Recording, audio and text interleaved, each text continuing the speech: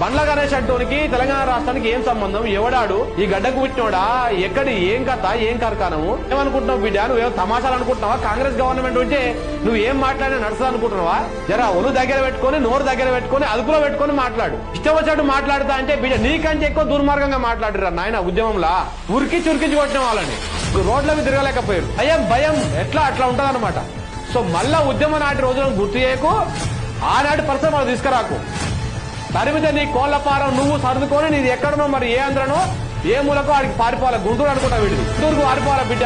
ఆ గుంటూరు ప్రకారం నూరి నీకు పోయకపోతే చూడు మళ్ళా ఇంకా నువ్వు గిట్లనే రెచ్చిపోతే. తమాషాలు చేస్తున్నావా లేకపోతే నువ్వేమన్నా నీ దారికారి ఏదో అనుకుంటున్నావా? తెలంగాణ రాష్ట్రంలో నీ అయ్యే జాగిర్ అనుకుంటున్నావురా? ఇదేమన్నా పోస్ట్ కారం పెడతాం బిడ్డ ఏమనుకుంటున్నావు? అసలు ఎవడు నువ్వు ఎక్కడికి అతను? ఇది మాట్లాడేటప్పుడు నోరు అదుపులో పెట్టుకొని కడుపులో భయం పెట్టుకొని ఇది తెలంగాణ గడ్డ సంతది తరుముతుంది అని చెప్పేసి ఆ భయంతో మాట్లాడు.